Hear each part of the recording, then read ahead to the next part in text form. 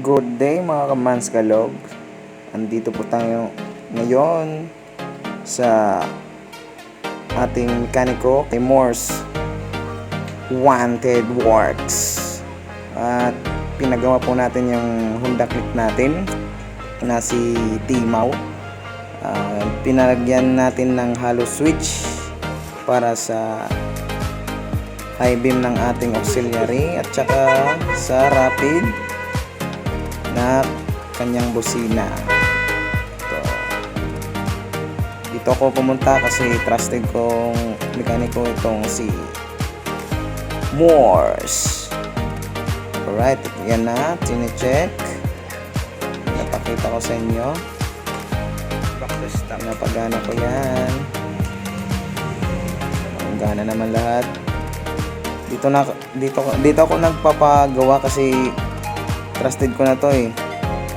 Tsaka tinuturuan ka pa.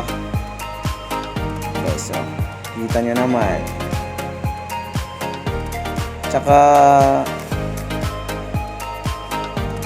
pina-check na rin natin yung engine dyan eh. Ginulikat na. Ito lang yan sa Morse. Sugin pa. Jeez. Pinagana na lahat. Ito nga. Waray man iro. W gid siya. Goods. Waray iro.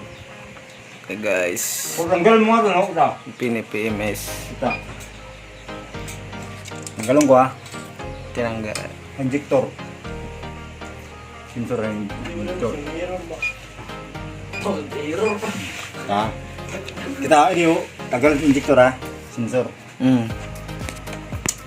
Tulis dito na. Putik. Oh, BDTC kita. Para siya. Pero Bak tanan. Para vlog yung pansak. Aron ta. Ako nung mo pero lang. Euro 125.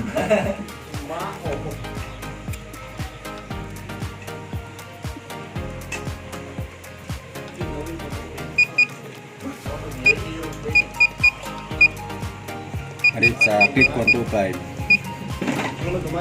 Di ba nakatanggal ya? tinanggal. Oh, di ba?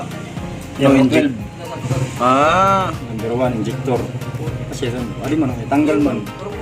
Pag may mga problema nagawas ko yung dano. Yan ito balik yan dun. Clear. Wala di mag-clear. Back 4. Hindi ka sa click 125. BDTC. O di ba ada pa nakabalik na. Oh. Sino kailangan niya i-reset ito. Siya. Reset ko BDTC. Awas siya na ito.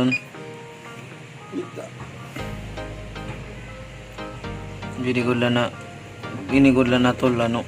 Ayo, doktor nga ni nakutan. Ayo. Ito. Di mo dito siya, may error pa.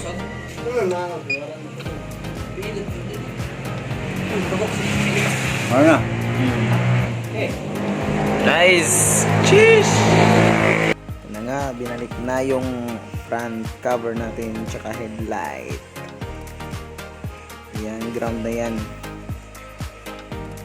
Cheers! Napakadali lang. Sisiw na sisiw. Tsaka siya na rin yung nag-ayos ng isa nating motor na si Maxi. Papakita ko sa inyo. Sa susunod, iba-vlog din natin si Maxi mga kakalogs. So far now, next project natin siguro ko mugs. Repaint tayo ng mugs. Dito din tayo babalik. Tsaka bibidyoan natin yung mga achievements ni Morse. Ito lang yan kay Morse Wanted Works. Yan no.